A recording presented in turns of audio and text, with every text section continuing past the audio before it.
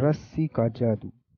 गांव में एक किसान रहता था। किसान के 3 बेटे थे और 3 बहुएं थी। किसान के पास थोड़ी बहुत जमीन थी जिसमें मेहनत करके किसान की रोजी रोटी चलती थी।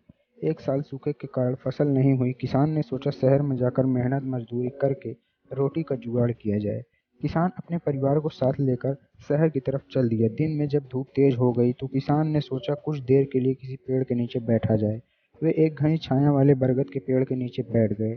किसान ने सोचा कि खाली बैठने से भला कोई काम कर लिया जाए। उसने अपने एक बेटे से कहा कि तुम जाकर जूट ले आओ।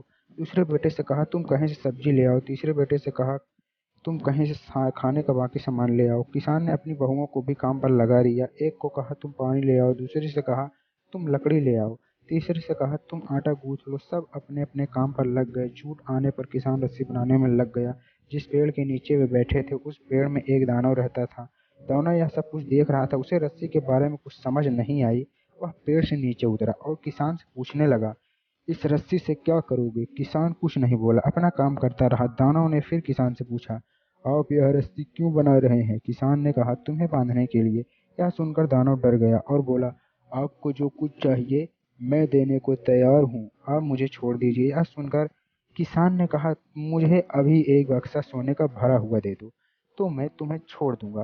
दानव उसी समय एक बक्सा सोने से भरा हुआ ले आया और किसान से बोला, ये लो सोने से भरा बक्सा और यहाँ से चले जाओ। किसान ने सोने का बक्सा लिया और गांव की तरफ चल दिया। किसान के दिन अच्छे कटने लग गए। किसान के ठाट बाट देखकर उसके पड़ोसी ने इसके बारे में जानना चाहा तो किसान ने सारा किस्सा पड़ोसी को बता दिया। पड़ोसी किसान लालच में आ गया। उसने भी यह तरकीब अपनाने की सोची।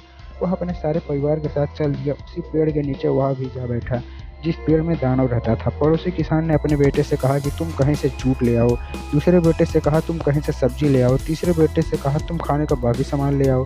फिर उसने अपनी बहुओं को भी कहा कि तुम पानी ले आओ, तुम लकड़ी ले आओ और तुम आटा गूंथ लो। पर किसी ने भी पड़ोसी किसान की नहीं सुनी। सब अपने में ही मस्त थे।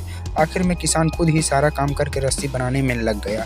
दानव यह सब कुछ देख रहा था। कुछ देर में दानव किसान के पास आया और बोला, तुम यह रस्सी किस लिए बना रहे हो? किसान ने सोचा दानव डर गया है। किसान हंसते हुए बोला, तुम डर गए हो? यह रस्सी मैं तुम्हें बांधने के लिए बना रहा हूँ। इस पर दानव जोर से हंसा और बोला, तुम्हारा अपना परिवार तो तुमसे नहीं डरता है, मैं तुमसे क्या डरूंगा? पहले अपने परिवार को बांध लो फिर किसी को बांधना। यह कहकर दानव पेड़ में चला गया। लालची किसान अपना सा मुंह लेकर गांव को वापस लौट आया। इसलिए आदमी को चाहिए कि वह पहले अपने परिवार को आज्ञाकारी बनाए।